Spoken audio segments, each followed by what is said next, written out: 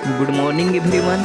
इस वीडियो में हम लोग हिस्ट्री ऑफ इंडिया के बारे में देखेंगे, जिसके अंतर्गत हम लोग हिस्टोरिकल इवेंट्स को क्लियर करेंगे। इस वीडियो में हम लोग हड़प्पा सिविलाइजेशन से लेकर attack of Alexander of Macedonia तक समझेंगे। एंशिएंट इंडिया के इस पहले एपिसोड में हम लोग हड़प्पा सिविलाइजेशन से लेकर अटैक ऑफ अलेक्जेंडर तक देखेंगे, जिसमें 2500 ईसा पूर्व से लेकर 325 तक के हिस्टोरिकल इवेंट्स को क्लियर करेंगे।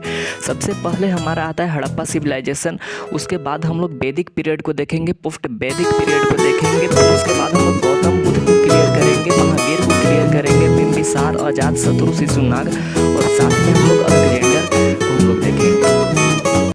जैसा कि हम लोग जानते हैं, पूरे इतिहास को 3 कालखंडों में विभक्त कर दिया गया है, जिसमें हमारा पहला एंशिएंट हिस्ट्री या प्राचीन भारत के नाम से जानते हैं, दूसरे को हम लोग मेडिवल हिस्ट्री या मध्यकालीन भारत के नाम से जानते हैं, थर्ड हमारा मॉडर्न हिस्ट्री है, उसमें हम लोग महात्मा गांधी देश की आज़ादी के बारे में पढ़ेंगे। एंशिएंट इंडिया के इस पहले एपिसोड में हम लोग हड़प्पा सिविलाइजेशन टॉपिक को क्लियर कर रहे हैं, जिसका कार्यकाल 2500 से लेकर 1750 ईसा पूर्व तक माना जाता है।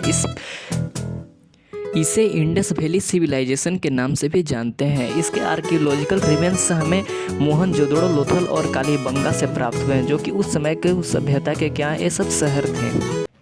यह एक शहरी सभ्यता थी जो इतिहास में 2500 से लेकर 1750 ईसा पूर्व तक एडजस्ट करती है। सिंधु घाटी सभ्यता का लगभग 1800 ईसा पूर्व में पतन हो गया था, परंतु इसका रहस्य आज भी एक रहस्य बना हुआ है। कुछ विद्वानों का मानना है यह सभ्यता बाढ़ और क्लाइमेट चेंज की वजह से पूरी तरह नष्ट हो चुकी है। हड़प्पा सभ्यता की खोज से दयाराम साहनी द्वारा 1921 में की गई है। वहीं मोहनजोदड़ो की अगर बात करें तो इसमें रामलखन दास बनर्जी ने 1922 में अपना महत्वपूर्ण योगदान दिया था।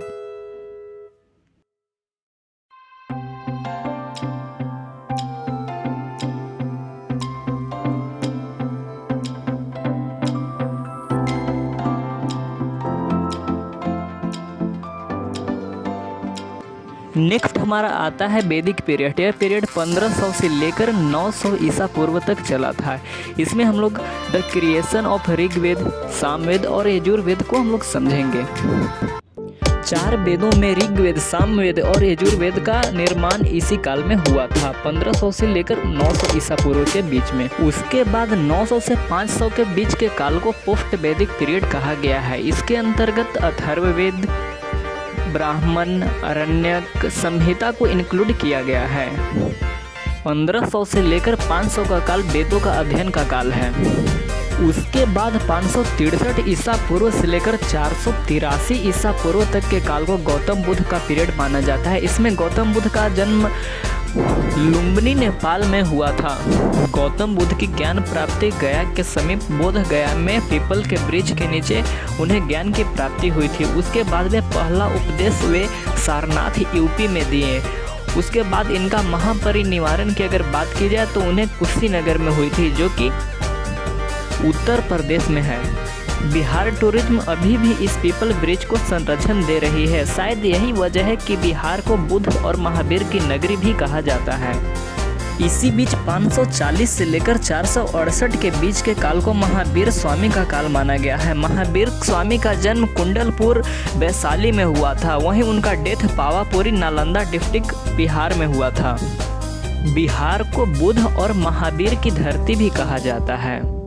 544 से लेकर 492 के बीच के इवेंट को मगध साम्राज्य और हर्यंका डायनेस्टी को देखते हैं। इसमें Bimbisara is the king of Magadh and his son Ajatashatru who ruled over 492 to 460 BC। 413 से लेकर 362 तक शिशुनाग डायनेस्टी और 344 से लेकर 322 तक महापद्म नंद और नंद डायनेस्टी के बारे में इस पीरियड में देखा गया है।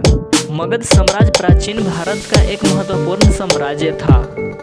उसके बाद 327 से लेकर 325 के बीच के काल को अलेक्जेंडर के बारे में बतलाया गया है, जिसमें अलेक्जेंडर मैसेडोनिया का रहने वाला था और उन्होंने किंग पोरस को हराया था।